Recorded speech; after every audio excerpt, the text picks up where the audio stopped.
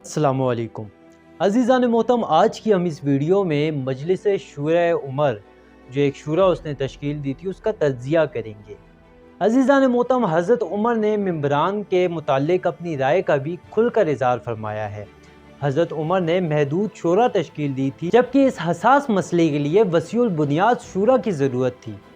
عزیزان محترم، حضرت عمر نے شورا کو مشروط بنا دیا تھا، انہیں آزادی فکر کی اجازت نہیں دی گئی تھی۔ شورا کے ہاتھ پاؤں اس طرح سے باندھ دیے گئے تھے کہ محافظ کو یہ حکم صادر کیا گیا تھا کہ ان میں سے جو بھی اکثریتی رائے سے اختلاف کرے اسے بلا تعامل موت کے گھاٹ اتار دیا جائے۔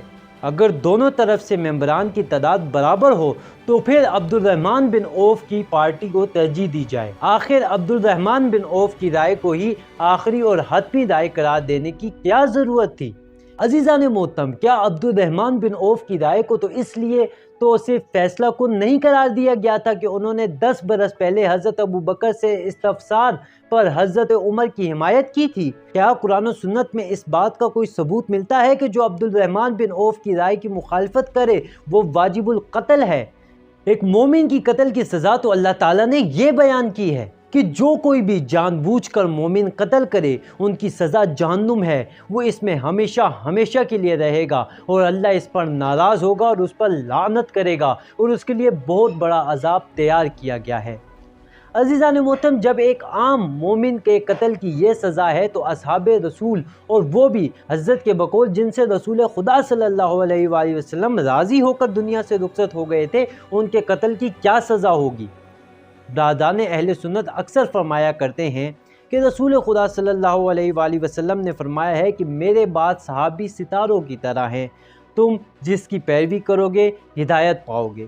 تو کیا مذکورہ حدیث حضرت عمر کی پیش نظر نہ تھی کہ ان ستاروں کا اختلاف امت اسلامیہ کے لیے نقصان دہ نہیں ہے؟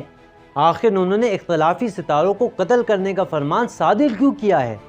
کیا دنیا کے کسی مذہب معاشرے میں حزب اختلاف کو قتل کرنا درست سمجھا جاتا ہے؟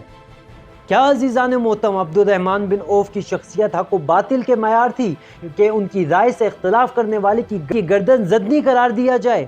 حضرت عمر اپنی زندگی کے آخری لمحات تک اس نظریے کے قائل رہے تھے کہ خلیفہ مقرر نہ کرنا سنت رسول صلی اللہ علیہ وآلہ وسلم ہے اور حضرت ابوبکر کی سنت ہے۔ تو آخر وہ کون سی وجوہات تھی یہ جن کی وجہ سے حضرت عمر نے رسول خدا صلی اللہ علیہ وآلہ وسلم کی سنت کو چھوڑ کر سنت ابوبکر کی پیروی کی؟ قرآن مجید میں رسول خدا صلی اللہ علیہ وآلہ وسلم کی اتباع کو حکم دیا گیا ہے اور ان کے راستے سے انحراف کرنے سے منع کیا گیا ہے۔ اس کے باوجود وہ علل و اسباب کیا تھے کہ جن کی بنا پر اتباع رسول کو چھوڑنا پڑا؟ خلافت کو صرف 6 افراد میں منحصر کرنے کی کیا ضرورت تھی اور ان کے علاوہ پوری امت اسلامیہ میں کوئی جوہر قابل نہیں تھا؟ عزیزان محترم، اگر جواب میں یہ کہا جائے کہ ان سے رسول خدا صلی اللہ علیہ وآلہ وسلم راضی ہو کر دنیا سے رخصت ہوئے تھے تو ہمیں اس جواب کے تسلیم کرنے میں تعامل ہوگا، کیونکہ شورا ممبران میں سے طلحہ بن عبداللہ کے متعلق خود حضرت عمر نے فرمایا تھا کہ تمہاری اس غلط گفتگو کی وجہ سے رسول خدا صلی اللہ علیہ وآلہ وسلم مرتے دم تک تجھ سے ناراض تھے۔ جب ایسے افراد بھی شورا میں شامل تھے تو یہ کیسے تسلیم کر لیا جائے کہ ان افراد کی تعیین رضائے رسول خدا صلی اللہ علیہ وآلہ وسلم کی وجہ سے عمل میں آئی تھی؟ اگر بالفرض یہ تسلیم بھی کر لیا جائے کہ ان افراد سے رسول خدا صلی اللہ علیہ وآلہ وسلم راضی تھے تو کیا اس کا مطلب یہ نہیں ہے کہ ان 6 افراد کے علاوہ حضور کریم صلی اللہ علیہ وآلہ وسلم باقی تمام صحابہ اور امت اسلامیہ سے ناراض تھے؟ عزیزان محترم، اگر کہا جائے کہ ایسا نہیں ہے تو پھر ان کی وجہ کیا قرار پائے گی کہ رسول خدا صلی اللہ علیہ وآلہ وسلم تو ہزاروں افراد سے راضی ہو کر دنیا سے رخصت ہوں اور خلافت کو صرف 6 افراد میں محدود کیا جائے؟ عزیزان محترم، سعید بن عمرو بن نفیل کے متعلق حضرت عمر نے خود اعتراف کیا ہے کہ ان میں شورا کی شمولیت کا جملہ صفات موجود نہیں ہیں، اس کے باوجود انہیں شورا ممبران میں کیوں نہ بننے دیا گیا؟ عزیزان محترم، حضرت علی کے متعلق خلیفہ ثانی نے جو تبصرہ کیا ہے ان میں مزاح زیادہ ہے، تو کیا حضرت عمر کے علاوہ بھی کسی نے حضرت علی کے متعلق یہ رائے دی تھی؟ کیا حضرت علی علیہ السلام کی زندگی کا مطالعہ صرف حضرت عمر کو ہی نصیب ہوا تھا کہ ان کے علاوہ حضرت علی کی زندگی باقی لوگوں سے اوجل تھی؟ اگر ان کی زندگی باقی لوگوں سے اوجھل نہ تھی تو باقی دنیا کو علی علیہ السلام میں مذاق کے عیب آخر کیوں نظر نہ آیا؟ عزیزان محترم، اس کے لیے ابن عباس کا یہ قول بھی مد نظر رکھنا چاہیے کہ حضرت علی علیہ السلام اتنے بارعب تھے کہ ہم ان کے رعب و دبدبے کی وجہ سے گفتگو کا آغاز کرنے سے گھبرایا کرتے تھے۔ شورا کے لیے جن افراد کو چنا گیا، کیا ان سب کی اسلامی خدمات یکساں تھی یا ان میں کچھ فرق بھی تھا؟ اور اگر فرق اور یقیناً تھا تو پھر حضرت عمر نے ان سب کو ایک ہی صف میں کیوں لا کر کھڑا کر دیا؟ کیا عزیزان محترم شورا ممبران کے ایک دوسرے سے خاندانی اور عائلی روابط تو نہ تھے؟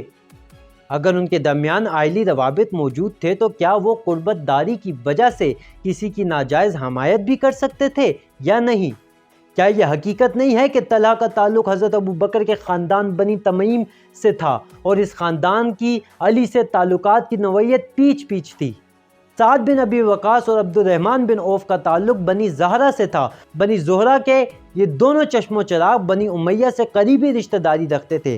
سعد بن ابی وقاص کی ماں حمنہ بنت سفیان تھی اور حضرت عثمان کی بہن تھی، اور کیا اس نازک مرحلے پر یہ امید کی جا سکتی تھی کہ عبد الرحمن بن عوف اپنی بیوی کے بھائی کو چھوڑ کر کسی اور کی حمایت کریں گے؟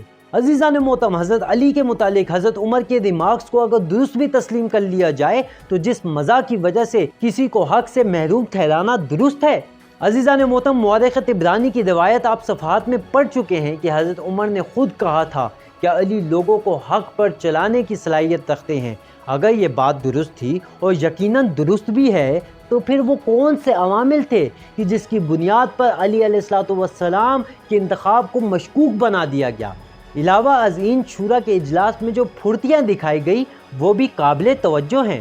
عبد الرحمن بن عوف نے بڑی چلاکی دکھائی اور اپنے آپ کو خلافت کی امیدواری دستبرداری کر لیا تاکہ لوگ ان کی غیر جانبداری پر کوئی تنقید نہ کر سکیں۔ اس سلسلے میں سوال یہ پیدا ہوتا ہے کہ ان کی دستبرداری ایک اتفاقیہ امر تھی یا پہلے سے طے شدہ منصوبے کی ایک کڑی تھی؟ عزیزان محترم، عبد الرحمن نے اپنی دستبرداری کے بعد اپنے قریبی عزیز کو منتخب نہیں کیا تھا؟ کیا حضرت عثمان کے انتخاب میں اقربا پیروی کا جذبہ تو قرار فرما نہ تھا؟ عبد الرحمن بن عوف نے خلافت کے لیے 3 شرائط عائد کی تھی۔ پہلے اللہ کی کتاب، دوسری رسول اللہ کی سنت اور تیسری سیرت شیخین۔ ان شرائط میں کتاب اللہ اور سنت رسول اللہ صلی اللہ علیہ وآلہ وسلم کی موجودگی کے باوجود سیرت شیخین کا اضافہ کیوں کیا گیا؟ سیرت شیخین اگر قرآن و سنت تعبیر و تفسیر ہے تو شرائط میں کتاب سنت کی شرط تو پہلے سے موجود تھی، اس کے باوجود اس شرط کو الگ کیوں رکھا گیا؟ اور اگر سیرت شیخین قرآن و سنت کے علاوہ کوئی اور چیز تھی، خلافت کے لیے اسے ایک شرط کے طور پر کیوں پیش کیا گیا؟ عزیزان محترم، کتب تاریخ میں ہمیں بہت سے ایسے مواقع نظر آتے ہیں جہاں حضرت ابو بکر کا موقف کچھ اور تھا اور حضرت عمر کا موقف کچھ اور۔ اب اگر ان کے بعد میں آنے والے خلیفہ سیرت شیخین کو قبول کر بھی لیتے تو جس مسئلے میں وہ خود شیخین کا باہمی اختلاف تھا، اس مسئلے میں وہ کس کی سیرت کو ترجیح دیتے اور کس کی سیرت سے انحراف کرتے؟ تاریخ و احادیث میں بہت سے ایسے مواقع ہیں جن میں حضرت عمر کا طرز عمل سیرت نبی صلی اللہ علیہ وآلہ وسلم سے بھی مختلف تھا۔ عزیزان محترم، یہ سوالات ہیں کہ جن کے میں جوابات چاہتا ہوں اپنے اہل سنت بھائیوں سے، اور خاص طور پر اہل سنت علماء کرام سے، کہ وہ مجھے ان سوالات کے جوابات دیں کہ آیا یہ شورا جو حضرت عمر نے تشخیص دی تھی، اس میں یہ ساری جو خامیاں پائی جاتی ہیں اور یہ عیب پائے جاتے ہیں، ان کو آپ کس طرح سے بیان کریں گے اور ان کی کس طرح